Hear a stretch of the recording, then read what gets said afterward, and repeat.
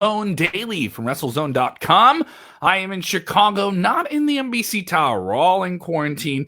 Robert DeFila is joining me for the Tuesday edition of the show on the 28th of April in the place where WrestleMania was supposed to be, Tampa, Florida. Robert, we got some big news to open the show. We'll also touch on some news involving yet another legal drama with WWE, because people love to come at WWE right now, right? They're really hard to come at it, right? You know, I don't know if it's necessarily a case of kicking someone while they're down, or if it's just like, hey man, we're gonna get our piece of the pie. But these investors are very big on suing WWE executives right now. We'll get into all of it here. And if you're with us live, don't forget to share the link and pass it on to all your friends here on Facebook or YouTube. If you're watching on YouTube, hit that thumbs up. If you're watching on Facebook, hit that thumbs up. Big breaking news to start the show. He is a former UFC heavyweight champion. He made waves when he had a handful of performances in the lucha scene in Mexico and then became a huge acquisition for WWE in the late part of 2019. He was featured in the final segment of the Fox debut of SmackDown, a huge show, one of the most watched television wrestling broadcasts of the last 10 years. Cain Velasquez, he is no longer with WWE. He was featured in a short match against Brock Lesnar, who he actually defeated in a legitimate shoot fight in UFC, and now no longer in WWE. Big name contract. You weren't doing anything with them. The math is on the surface, and it's not hard to crunch here. Cain Velasquez out of WWE. If you're watching live, if you're watching on demand, you're listening to the podcast, tell us what you think of it. Robert, your take. This was the news I woke up to, and I had to run right to report it to the WrestleZone news desk. Shocking, to say the least. I think it's a money thing. I assume he'll be back unless he gets a better deal to go to like AAA or something. But I assume he'll be back. Disappointing overall. Because yeah. I mean, this is, if you're an MMA fan who has some wrestling interest, this is an appealing thing. He did one match. It was 2 minutes long. Like, it wasn't. I don't know if they got their money's worth. I don't feel like a snarky person for saying that, because look at what they did with him. But I don't think the intention was, because another thing is he comes into this deal with a knee injury. So in that was something that was always known, is that he was dealing with some type of knee issue, and that some injuries were the reason why he was moving into wrestling. And he thought, if I get a big name wrestling contract, I only perform a handful of times a year, and I know what I'm dealing with, and I don't have to go through this incredibly arduous training camp for every fight, then I can do this. And he wanted to do it. This is a guy who legitimately wanted to be a pro wrestling superstar and had some ability there. We didn't get to see it in the match with Brock. That was a short match that was designed to hide the fact that he was injured and get Brock his win back and be a celebrity on a big international card for them in Saudi Arabia. He was in the Crown Jewel show. So it wasn't really much of a match. It was an angle. And the first time he was on TV, it was an angle. There's something to be said for, this is a coulda, woulda, shoulda type situation, but there's so much of that right now. He's a character that I think in terms of WWE could be lost to the idea of these uncertain times. If we just had a ticker for how many times I've said that since we've been on air the past few weeks. I want to address a comment from Ryan Moody. Now, it just says furloughed. Now, I know that Jerry Briscoe has come out and said that he was furloughed and not released. Jerry Briscoe, long-time WWE producer, critical part of WWE, getting the spot on TBS back in the 80s. He's been furloughed. We reported this on our last podcast. Yes, and Velasquez can't be furloughed because wrestlers by nature are independent contractors. I imagine they will do what they can to get him back as quickly as possible. Well, it didn't take long for someone to say this. Richard Swartz saying he needs to come to AEW. Robert Ray texting and saying, hey, Cain, got 3 letters for you, AEW. Why in God's name? Hold on. Go ahead. Why would you want to see this?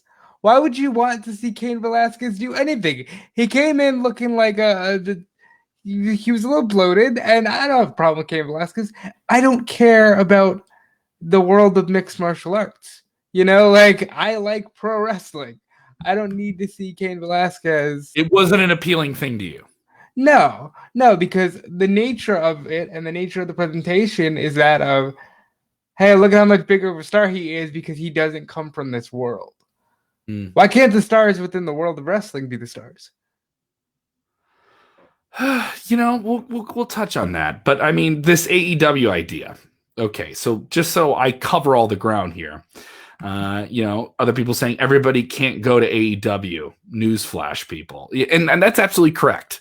Not everyone can, and guess what? That wouldn't be any good for the guys you like in AEW to begin with. AEW only has a 2-hour show, and then they have another show just on YouTube that's seen by about maybe 400,000 people at best, right? You'll see Anthony Ogogo get called up to the roster of AEW very quickly to have a crossover match with Cain Velasquez, and I can't say I'd be looking forward to anything except, Kevin, now follow me on this. I'm going to give you a little fantasy book. Jon Moxley's in a movie called Cage Fighter. Yes. And in this movie, he plays professional wrestler Randy Stone in a cross-promotional battle with an MMA fighter. Mm-hmm. Now, they kind of did that gimmick with Jake Hager. Maybe had there been a crowd and more time to build it, it would have been tied into the movie. But how cool would it be if you could tie it into the movie with a cage fight with Cain Velasquez? If he just went into movies and different things like that? No, just like doing the Cain Velasquez, Jon Moxley crossover fight as like a tie-in for the cage fighter build. Sort of like how they brought Zeus in. No, like no holds barred. Yeah. Like no holds barred. Yeah. I could see something there. There's a there. I kind of see what you're saying. But I don't see it. I think the project with WWE was better. They had the model. They had the model for the featured players. They had the amount of content they put out every single week. They also had the marketing reach to really penetrate a media blast in Latin America, which is why they brought in Cain. He was a big draw for UFC in Latin America, and that's why they wanted him, and that's why they wanted to get him.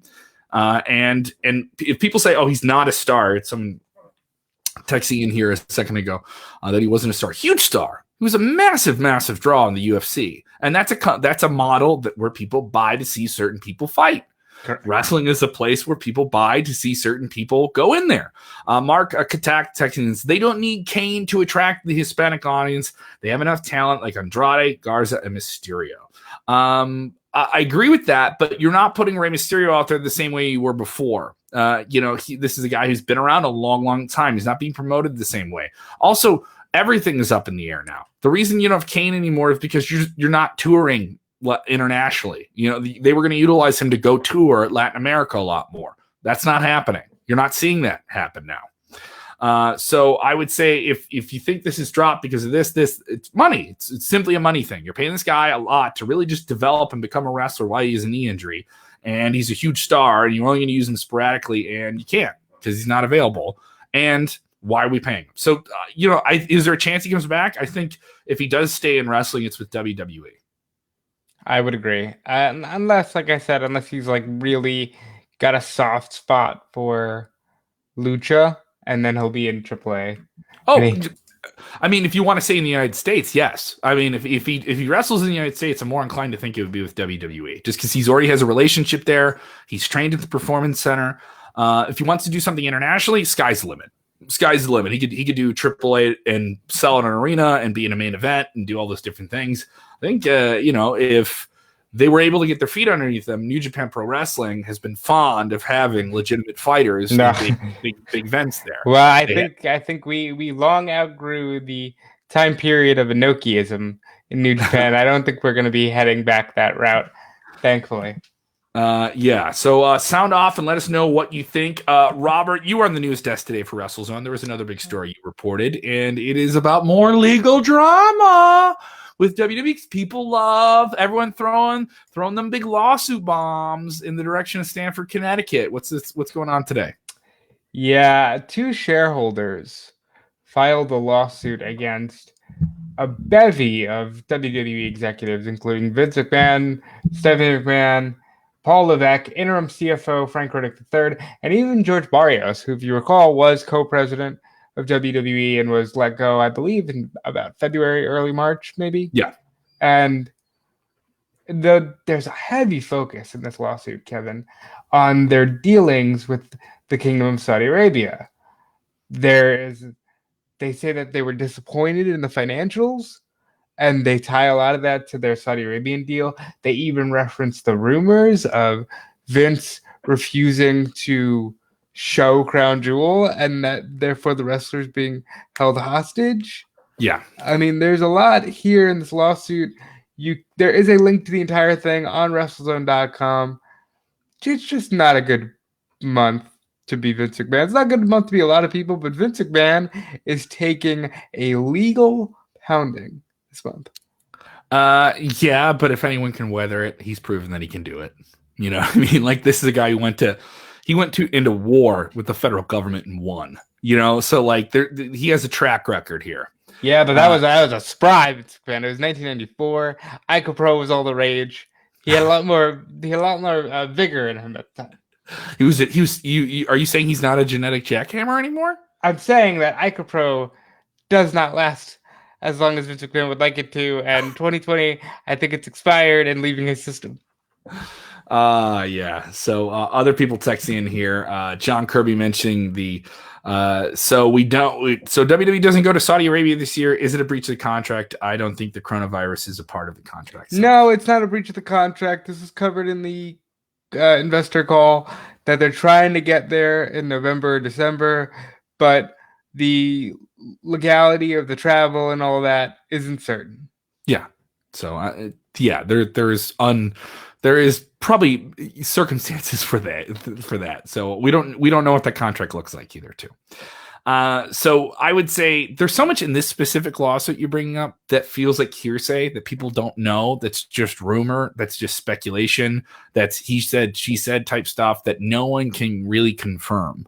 Specifically with the wrestlers were held hostage in Saudi Arabia and all that stuff. Like, we don't know that. No one really knows that. There's a lot of people that are upset that they didn't get to go home and they wanted to go home, and very reasonably so. But there is so much with that we don't know, that people just want to say, oh, this happened. But we don't know that. We simply just don't know. Right, we don't know, and I don't think we ever find out until somebody's ready to just start talking about whatever happened in Saudi Arabia. You know, not all the guys that were bitter about not being flown away are with the company anymore. We got Brody Lee in AEW. Maybe he decides to do a little talking. Who really knows? The thing is, I don't think it's out of the realm of possibility for Vince McMahon to say, give us the money you owe us or you're not getting this show. And then things blow up, and then who really knows? But who really knows? Sean Ridge bringing this up. We did get to see Vince McMahon on this past weekend's edition of Friday Night SmackDown. He came out on the end of the show and roasted Triple H. Does his showing on SmackDown this past Friday mean he might not be able to weather it? I don't know why you would think because he's on television he can't weather anything. If he was on TV and all this was going on, I think he's pretty confident about how he feels about things.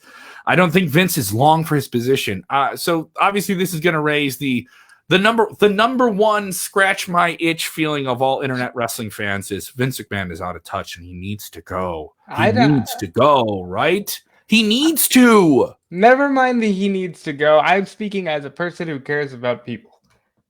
Stress is not good for the human body. Not if you're 27 like me, 47 like Kevin, or did you say 47? I did. That was a joke. It was. Yes, you try and sneak those little petty lines in there, DeFelice. He did this last night. Everybody, go watch the show. We did our post-Raw show. If you haven't seen it, really, really fantastic show with Rudy and Fiero. I think we're gonna keep her in the rhythm on the post-Monday Night Raw shows. Try to sneak in a little line there about my hair, and I cleaned it up this morning. All right, I want even more bald for you. You tried to say I was bald. I'm not a fan of it. And you kept it going on Twitter, too. All right, you little smart ass. I saw that. At Dude Felice. Well, either way, whether you're 47 like Kevin or you're 77 like Vince McMahon, stress isn't good for the human condition, and I am very concerned for the health and well-being of one Vincent Kennedy McMahon, just because I know what stress does to the human body. Yeah. So I think we're not done with Vince, but he's just not an on-air character. He's also not fond of seeing older people on television. That's been widely known for a long, long time. Yeah, I mean, Vince, for his age, is in tremendous shape. What was it? 2 years ago, he was on the cover of Muscle and Fitness. Yeah. Like, he looks phenomenal. He could kick our ass. Let's be honest. Oh yeah, I'm pretty sure kick our that. ass. Yeah. And then he would tell us to sell it more or something like that. He'd say, like, I'm kicking your ass, but the way your ass is getting kicked, I'm not happy with. So he would have some corrections about it. Yeah. So that is where we stand with that story. Another one that gets piled on here. There is a rumor that floated around. There is nothing to this. I think you will see this rumor get bigger and bigger. And you and I have seen rumors explode and evaporate in 24 hours and get proven to not be that.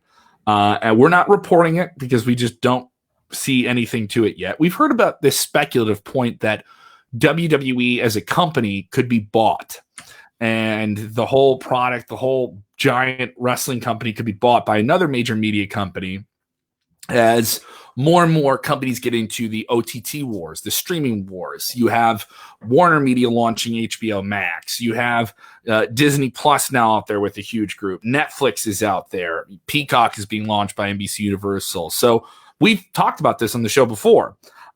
So the latest development is you have Dirty Dutch Mantel, a guy who's been an executive and a producer in wrestling organizations, including TNA, was an on-air character for WWE for some time. You know, he's a mover and a shaker and knows people in the industry. He's tweeting out something saying, is there any truth to this? Because he had heard it from somebody, but it's just hearsay.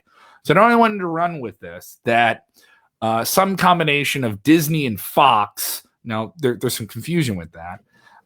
Because Disney owns Fox 21st Century Television, and they own their film studio, but they don't own the Fox network, to be clear. All right, so they own the studio that produces some of the content on Fox network. So don't get mixed up about that.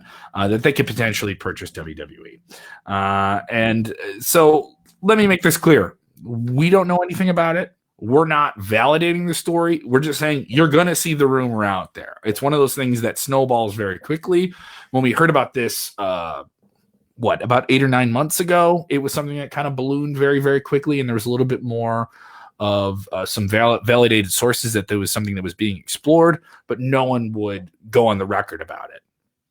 So that story's come up again. What do you think?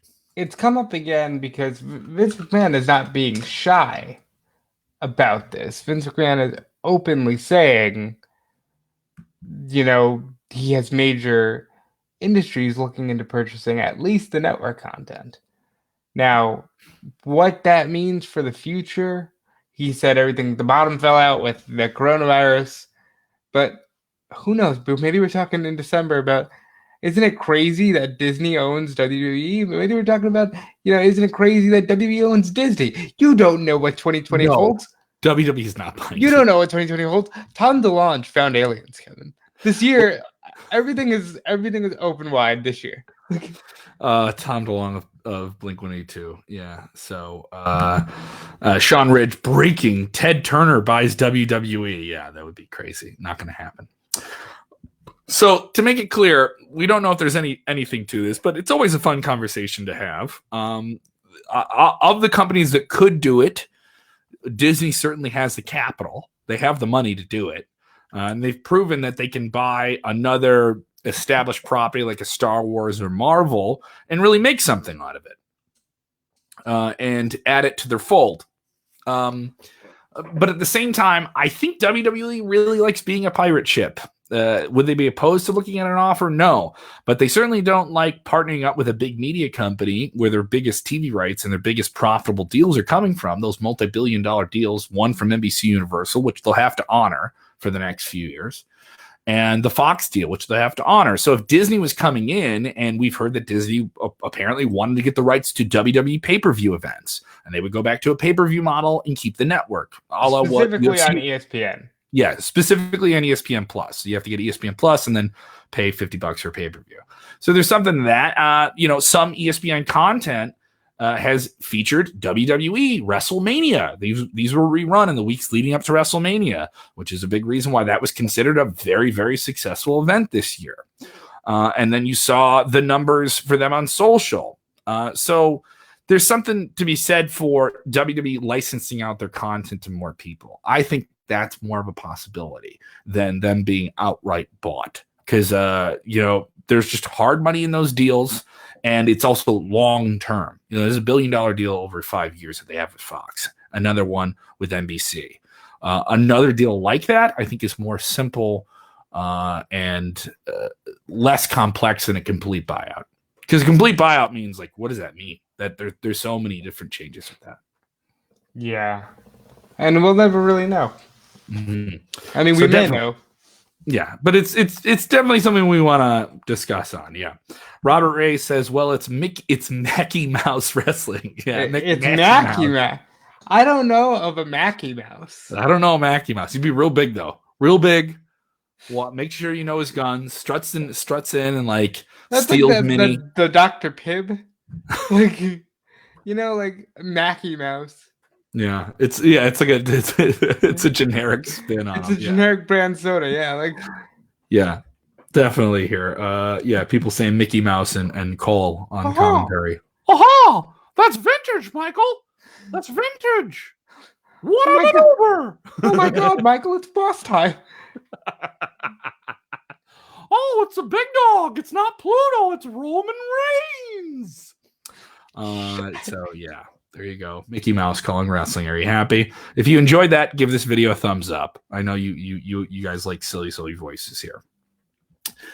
So let's go over to All Elite Wrestling. They've gotten into a tiff. There's nothing more than internet wrestling fans loving themselves some AEW, WWE drama. Robert, give me the dish. Kevin, I'm actually aware that they got into some drama with WWE recently. Mm-hmm. Yeah. Did they? Tell me more. It's almost like it's something they do on a weekly basis. Yeah, well, okay. Well, perhaps you're talking about the way it's almost like it's something that people are talking about more than anything that's happening on Dynamite. Wow. Oh, wait. I'm sorry. Did I say something that's kind of Kevin obvious? With the hot takes. Kevin just trying to burn your hands with the takes. But AEW, put that one back on the stove, baby. AEW was always going to have that vibe. They were always going to. The entire thing rose out of the ashes of nobody should own all of wrestling. So they were always going to have this weird, we're going to take down the empire vibe to them. Do I like to see it play out all the time? No, but occasionally when Tony Khan gets into it with somebody on Twitter, I think it's entertaining. Yeah, for lack of a better phrase, shit stirring is something the AEW audience enjoys. Kevin got in his one shiz for the evening. Hey, Drew McIntyre's taught me anything. If you really want to get people's attention, start using dirty words that you couldn't use on television a few years ago. For those of you just joining us, the big name that got released was MMA great Cain Velasquez. Yeah, and we have that full story for you at WrestleZone.com. Or if you want to watch the show after we finish the live show, you just watch it on demand. It's right there at the beginning of the show. Don't be opposed to that, by the way, guys. We have evergreen content up all the time on our Facebook page, on our YouTube, on our podcast feed. Go subscribe. WrestleZone Radio. You can listen anytime you want. Got this new mic. Sounding really, really good. So this legal drama continues. They were trying to get a hold of the rights of some WWE pay-per-views that were under the creation of one Dusty Rhodes. And they've been owned by WWE since they purchased WCW in 2001. And some of those trademarks lapsed. Here we are. Is the show called AEW Slamboree? And this isn't like a diss. Is that a huge draw? Is that as special as like a Starrcade or something like that? Some of those are locked in by WWE. Other ones are a little bit looser in terms of the legality. But is it really that big of a deal? To me, on the surface, it doesn't feel like it is. Okay, I did write that story earlier this morning. So what happened was Cody has been trying to, as he said, wrangle some of the cattle back home of his father's ideas. So the Slamborees, the Bash at the Beaches, the Great American Bashes, the Match Beyond. Well, two of those, specifically Slamboree and the Match Beyond, WWE is set to oppose. They're going to file extensions so that they can challenge those trademark applications. Mainly because, hey, jerk, We own those. We're not going to let you take them from us. Yeah. And it is what it is. At this point, as long as they don't stop him from trademarking Cody Rhodes, I'm okay with whatever they try to take away. I'm not, don't quote me. I think he's gone on the record saying they haven't stopped him from doing that. Well, no, they finally just let go of the trademark this week, and he applied this week. So I'm hoping that they let him get the trademark, they let him use it, and we can move on with the world in that case. Am I gutted that there won't be an AEW Slamboree anytime soon? No, I think it's a cool name. I like Slamboree. It's a fun name, but it's not going to kill me. I wish they would have used the Match Beyond over Blood and Guts, but now as we see this, maybe that's why they're not using the Match Beyond, and they are going with the Blood and Guts name for their eventual 2-ring, 2-cage, 2-team matchup. Mm-hmm. Yeah.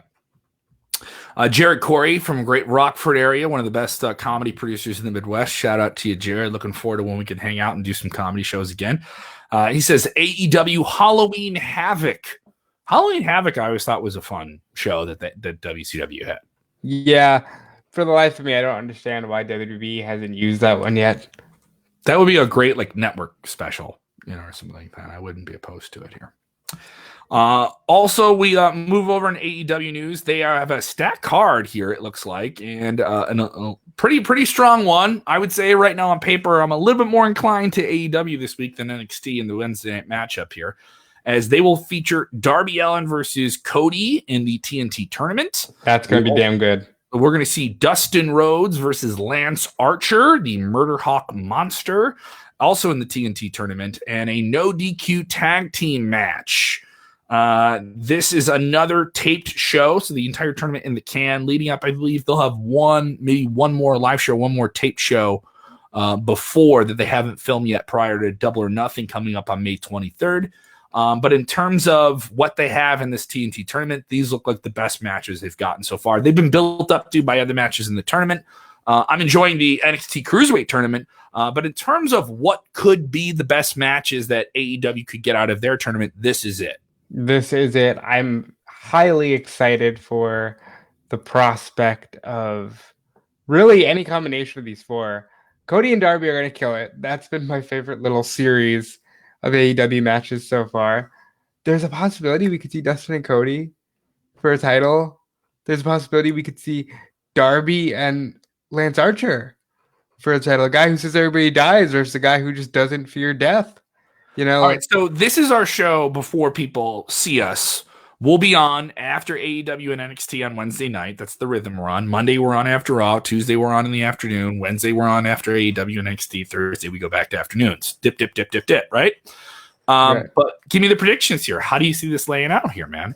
Because with the NXT tournament, it's block competing. It's like the World Cup. It's like everyone's going to fight each other in different blocks. And the Drake Maverick story is really, really interesting there. But for me, they've been, we've had Lance Archer with Jake the Snake as his manager coming out and saying, I came to AEW for Cody. I want to destroy him. All I want is Cody, and he's dodging me. And that's been the dialogue. And then you have Dustin teasing retirement. He's not teasing it this week, so that's kind of confusing. But the Darby Cody match was really, really good. That was a very, very good match where they went to a time limit draw back in the summer, and people loved it. And it wasn't designed to be a match that really elevated Darby. It was just Darby Allin is this big star that we got here, but this is Cody's company, right? He's the star, right? But they really made him look good, and he's felt like more of a validated name ever since. If he takes the L here, is it a big loss for him? Because it really feels like this is Cody's tournament to win, and he can't win the world title. He's storyline written himself out of winning the world title again, at least for the foreseeable future. And this is the title he can win, and that is what he has said. And he wants to be the company man and wins the title that has their TV partner's name on it. There's more in it for Cody getting the title than Darby, correct? I would say so. However, they all have their interesting takes to it. With Cody winning it, you're putting it on one of your top guys. You're putting it on a guy who should arguably be their world champion anyway. So there is that element. You get the negative of that being, oh, Cody gave himself a title. They're always going to get that, though. That's the thing that sucks about the transparency of knowing who runs the company. I would like to see Cody get it overall. With Darby, you've got a guy who really can set the pace and set the tone for what the TNT Championship can be as a mid-card title and an elevation title to the World Championship.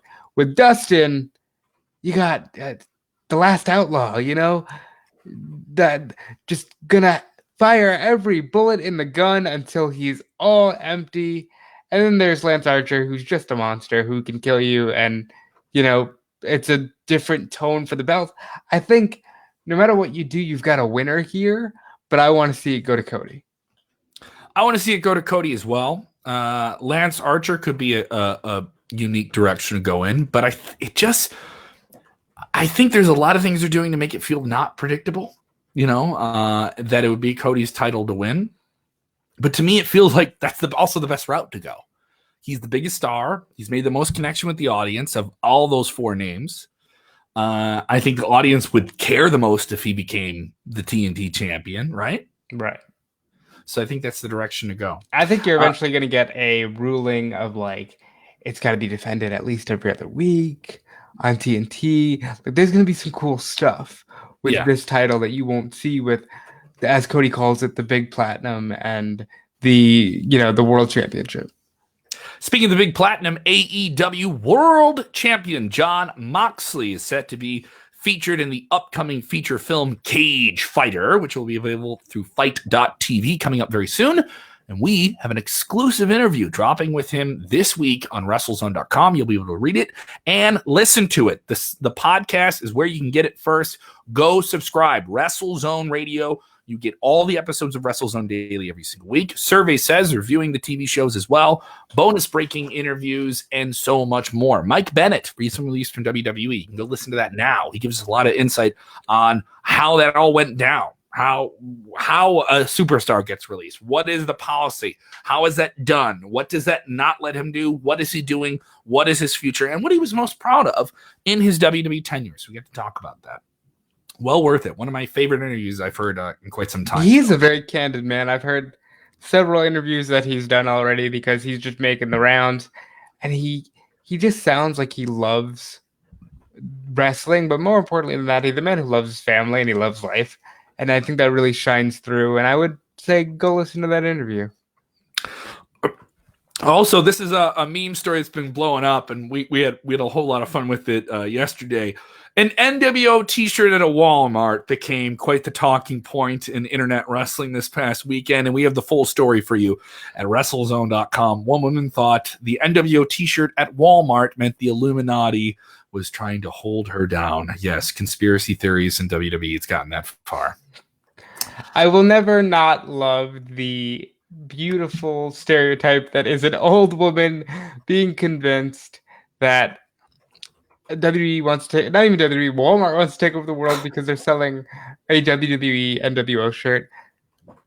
I tell you who's running the power pyramid secret deep state government. It is Vince McMahon. I don't know why Donald Trump, our hero, would say that about him. I mean, Donald got in the ring and he fought that Stone Cold Steve Austin. He did not sell the stunner because he was protecting himself. Donald is in their Hall of Fame, ma'am. Karen? He deserves to be in all the Hall of Karen? Fames. He deserves to be in all the Hall of Fames. Karen, please. He's the president. He hasn't played football, but he should be in the Football Hall of Fame because he's the president of the country where football is. Respect. Respect. Karen, I'm going to need you to load up your phone and go to Pinterest and just settle it down for that 10 seconds. Big shout out as well to my brother, Brendan Callum. I'm using his studio right now. Because the Wi-Fi. Are you getting the continental breakfast that he has in this picture here? Yeah, I love the picture of him. This is him in Vegas, by the way. Brennan is also a collaborator with us on WrestleZone. He's made some of the graphics and different fun things for us, like the really cool graphics that we've had in the past for Yummy in the Bank. Shorty, what soda do you drink? All right, tell him what a Yummy in the Bank is. I always do the hard sell. I think we need BK not Burger King, but Brendan Kellum, to get us a nice little Yummy in the Bank design that can go on to some merchandise that maybe you people purchase. Yeah, But maybe you people purchase. Maybe you do. Yeah. Yeah. The 12 of you that bought the on May 10th. So the afternoon of Money in the Bank, we will have a live stream that will feature all of the fast food mascots you've come to love climbing up a greasy ladder. Will that make it hard to climb the ladder? Yeah. You don't have to sell climbing up a greasy ladder. It's hard to get up there. All right. All right. And once you get up, you get that golden coupon. You get a shot at the French fried world champion. That whenever you want it. What? For whenever you want it, for whenever you choose to just, we got those coupons, baby. Those coupons, they're gold. They don't expire, Kevin. They don't expire. They don't expire. These coupons are for life. They are about as biodegradable as an actual Happy Meal. And let me tell you, when these 6 mascots, the KFC Colonel, Wendy of Wendy's, the Burger King himself, Ronald McDonald, the Coca-Cola Bear, and the Taco Bell Chihuahua, when they get in the ring, it's gonna be a fast. Noting, some great positivity here. I don't mind taking on the trolls. When the trolls want to roll, I'm ready to bulldoze on the trolls. Adam Glamour, Glam Slam, saying this show sucks. Let me just bounce that back with a little bit of the Dikembe Mutombo. Oh no. You are late to the party, sir. And just like I would say, whatever you say bounces off me and sticks to you, because Adam, you are the one who sucks. Okay. All right. I'm still rolling. I ain't blowing hard. Okay. I'm hard right now for life. Okay. All right. I have Viagra in my soul today because we're here with the WrestleZone Maniacs. They're with us all the time. If you're first time watching the show, we don't care. Positivity is the will of what we're doing. It's a Tuesday. I think we get into some questions here. I think we get wild here. I think we get into some questions. I think we can do some. All right. I'm rolling on trolls. I'm ready for all of it. People want to talk about Yummy in the Bank, our video game inside joke. They want to talk about that new WWE video game Battlegrounds that we got to see some of. They want to talk about what's going to happen at Money in the Bank. They want to get mad because their fantasy booking wasn't featured on television. That was something I was seeing on the internet yesterday. Oh man, my nose is really itchy. But let's get into questions. Anything you want to ask, go ahead, fire them off. Yes, tell them. Thank you, Debbie. I love the name Debbie. Debbie's texting me. Thank you, Debbie. She says, tell them, yell them, kell them. That's what I got there. People saying I am in Viagra Falls. Yes, Viagra Falls, New York. It's a very hard knock city, Viagra Falls. So fire a few questions here, guys. Anything you guys want to hear about? Anything you want to know? Robert, do you have a question for me? Yeah, I do have a question for you. You're not doing comedy as much. How are you staying sharp? How am I staying sharp with the comedy? I'm rolling on dorks like that, like I just did on that guy. There you go. Yeah, I'm putting the boots to him verbally. I do miss comedy a lot. I did stand up for 10 years, and this is the longest time I haven't done stand up in 10 years. It's been a long time since I've been on stage, and I'm itching. I'm itching to do it. So I'm looking forward to that. So it'll be something here. People with questions here. Sean says, can we talk about The Rock making a Ric Flair movie? Yeah, dude. I heard a little bit about this, but we didn't want to confirm it because it hadn't been made official. There were some publicity people I was talking to this morning, associate with my job in radio. I should have told you about this, Robert. I didn't tell you about this. That The Rock was going to make some big announcement today, and that it was sports related. The Rock is involved in the Ric Flair movie. I haven't seen anything happen with it, but I caught wind of it. I caught wind of it. The real thing that's happening. Rock is going to make a Ric Flair movie. Yeah, this probably got announced while we were on air today. So we've been on air for a little bit here. Yep. Ric Flair said something about this a few weeks ago, but everyone's just like, oh, this is Ric Flair being Ric Flair. But I don't know if this is for sure. I heard that The Rock was working on doing some type of sports project, and I asked more if it was wrestling related, speaking to the people I spoke to, and they said no comment. So I don't want to connect the dots on this. Well, he's doing the trend of everybody doing Instagram Live, So there is no replay value there. So Mhm. I now have to go and see if there's a video of this. I think that is really cool. Ric Flair is a guy who deserves to have a movie made about his life. I think there's going to be a lot of sobering moments in that Mm. movie, and it might be a little hard to watch. But we also have the Hulk Hogan movie with Chris Hemsworth coming out soon, and Yeah, Thor is going to be Chris Hemsworth. It's going to be the Hulkster. that's Brother. going to be a good time too. You're Do you think gonna that's get good to casting? see. Do you think that's good casting there? Yeah, I think so. In terms of size, I mean, he's gonna have to put on. He can.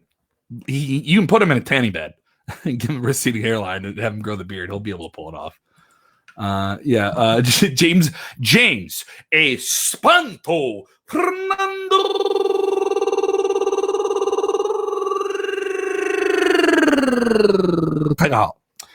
saying Will Ferrell as Ric Flair. Did you ever see Will Ferrell in Eastbound and Down when he played like the shady car dealer who looked like Ric Flair in like 1985 and had like the big fade out radiator glasses and the big permed out hair?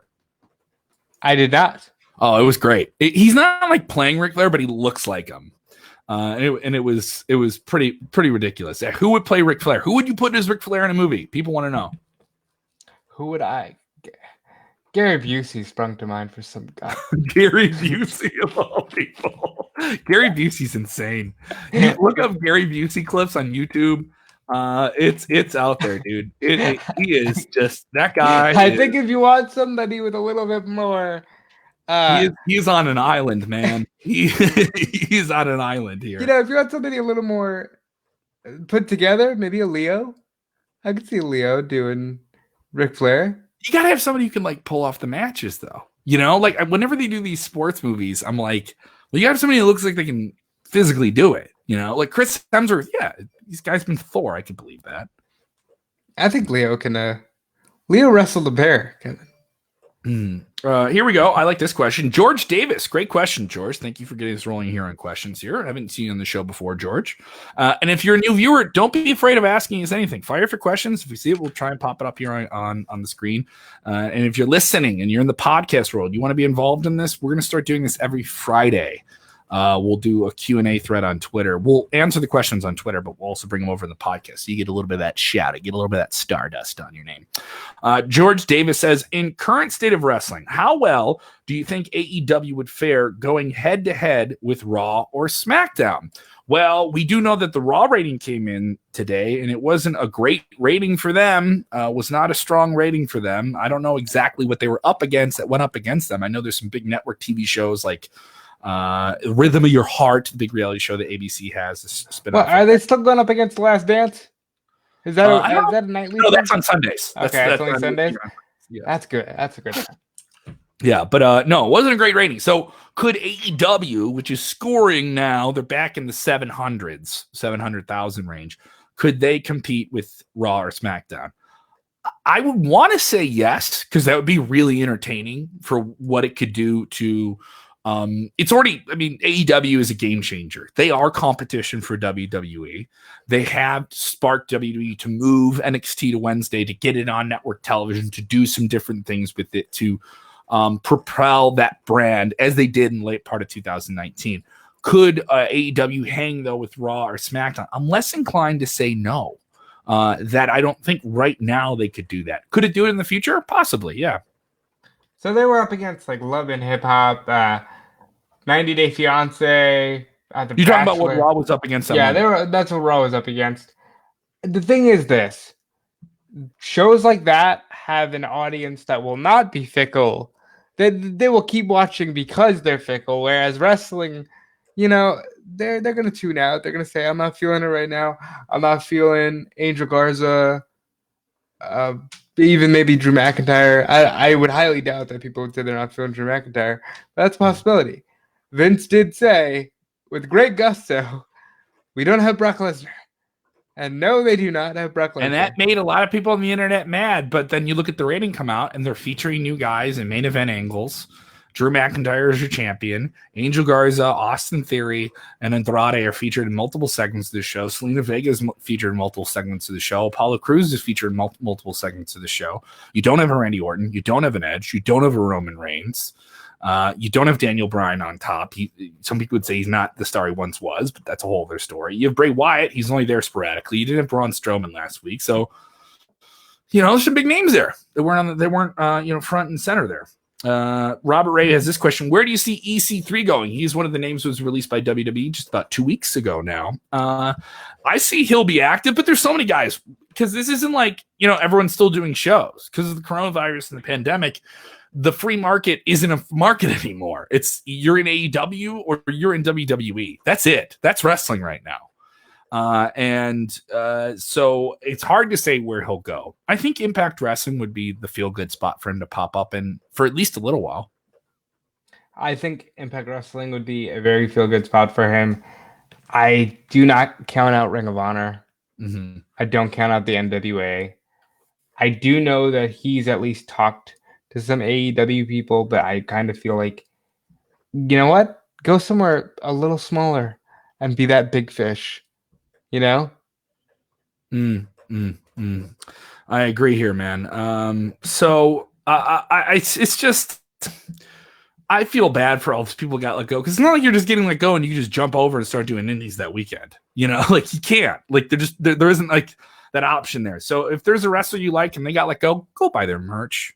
If you like Mike Bennett and Maria Bennett, Maria Kanellis, they're doing a podcast. Go check it out. Maybe there's some advertising on there and you listen to that and helps them out. That's pretty good. Nick Batson saying Randy Orton taking time off. Well, it certainly seems like that. Orton re-signed with WWE last year. His most recent deal before that allowed him to have more time off. I think he's almost in that near Brock Lesnar category, but you'll see him on TV more than a Brock Lesnar where he gets to be a featured player. He's been there long enough. I think he's kind of earned that rarefied air. And when he's used, it's certainly been impactful. The Edge match with Randy Orton, a lot of people were invested in that storyline, didn't really come out of the match saying they loved it. I enjoyed it. But Orton is one of those guys that can do a storyline that people still care about because he's been there so long. Right. And I think Randy Orton is the anchor at this point.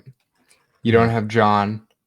You don't have a lot of guys. And I think Randy Orton is more vital than maybe WWE even lets on. Mm-hmm. Someone texting here. Wasn't Jericho hinting about picking up EC3? I haven't. Yeah. Have you? They had. I think he gave him comp tickets to a Fozzy show or something, and they had a conversation. He's like, "Oh, I'm really optimistic for his future," And this was way before the pandemic, and that's why I said maybe he ends up there. But I still feel like the best move for him is to go somewhere that really needs people. Love this one here. This comment coming in here to wrap up the show. We knew when we got off air yesterday that Apollo Crews may be injured. He started off Monday Night Raw on a high point, getting a 6-man tag pinfall victory on the reigning United States champion Andrade. Later in the night, slapping the crap out of Andrade, an audible one. The Five Fingers said that to his face. It was slap. And later on, having the match of the night against Andrade for that match, only to be stopped when he couldn't continue and he suffered a knee injury. Later in the night, it seemed like when Carly Caruso was trying to talk to him that he wasn't in a position to kind of be too positive, and it looked like his chances of being the main guy to really run away with Money in the Bank this year were gone. He was qualified, and now he's out of the match. His spot is opened up. 2 spots are still open in the Money in the Bank match. The final qualifier that we do know of will be this Friday night with Otis versus Dolph Ziggler, but that mystery spot will remain. I told you, I think it's going this way. I would like to see it teased right up until the pay-per-view. One person in the match that we simply don't know about. Who could the mystery man be? The mystery man concept, it's not broken. Do it over and over again. The more time elapses, the more I'm just like, Brock Lesnar, they show up on the roof and Lesnar already has the contract. Because damn it all, it's funny, first of all, and they need Lesnar, and Lesnar's always a good hook, and I'd be down for it. This question here, Mac Katak Mac Attack. I could say that name over and over again. Mac says, has WWE signing a majority of the indie stars? They haven't signed a majority of the indie stars. There's still plenty of independent wrestling stars who are not signed by anyone right now that are out there. Warhorse. You ever seen Warhorse, dude? Very entertaining. All right. I know you're trying to plug the dude, and I don't want to be mean, but for my taste, total flash in the pan. Robert, I was just being fun, taking a little fun poke at AEW earlier, just for shiz and giggles. But like, I don't get the shits and giggles. Thing. I was doing it for shiz and giggles, right? I don't get the Warhorse thing, and you don't get it because I don't think. Once again, Robert DeFelis, enemy of fun, wreaking his. And that might be what it is. At this point, I might be turning slowly but surely into Jim Cornette. It's getting really to that point.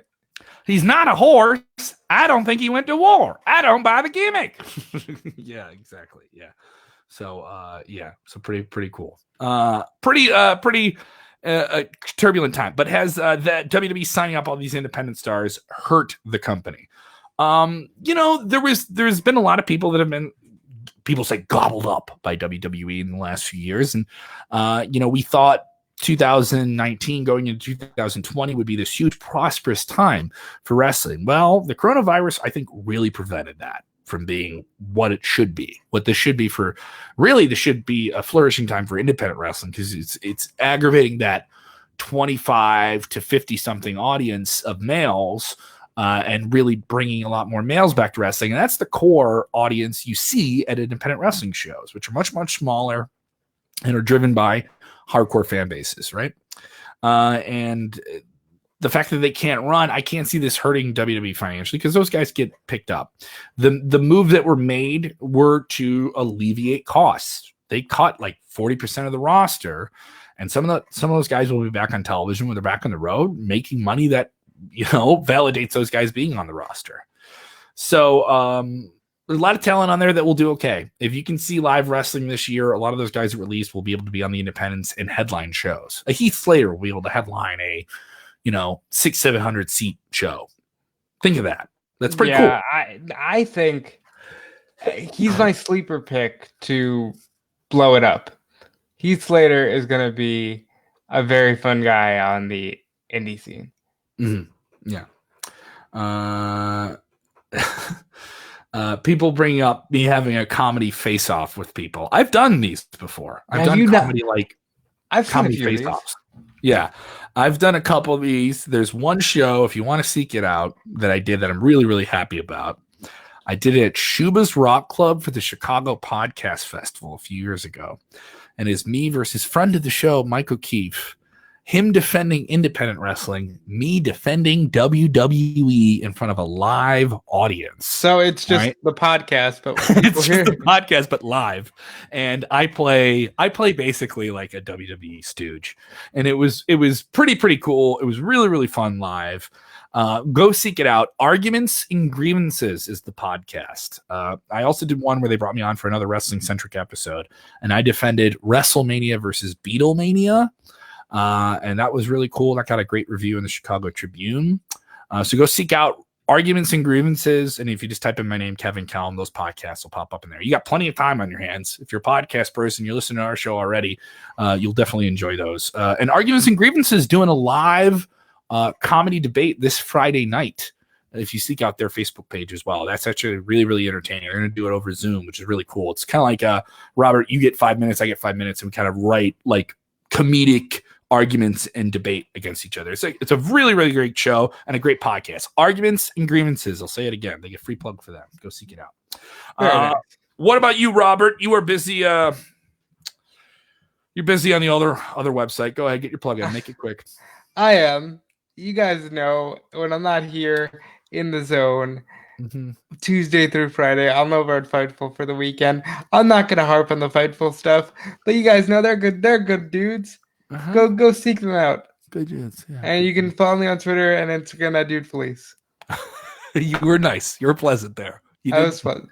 You were pleasant. You got your shots in last night. Oh boy, if you're a fan of the show, you missed yesterday's show. Iridian Fierro and Robert went at it. Woo! We did. Woo! wow, it was claws were out, man. It was quite the show. I highly suggest you guys go check it out. We will be back tomorrow, immediately live on Facebook after AEW and NXT, or on demand whenever you want. Want to get those on demand numbers up like crazy, everybody. Watch the show on Facebook, YouTube, or listen to the podcast. Okay. You want to listen to Something Else Wrestle with Bruce Pritchard, put us in that playlist right after. We'll cover all the daily stuff with you, and you'll jump right here on the virtual couch. Love all the new names popping into the show like that. Love all the people popping in there and getting all the latest news and chitter chatter. This isn't a podcast at you. This is a podcast with you, right? With you. All right. I don't know where that voice came from. But Robert, when we watch this wrestling, we get all angry. All right. We're romping and stomping, right? Okay. Mm-hmm. Rolling on trolls. But really, when we watch this wrestling, what do we got to do? We just gotta, guys, stop arguing and just enjoy wrestling. Until we have to argue again.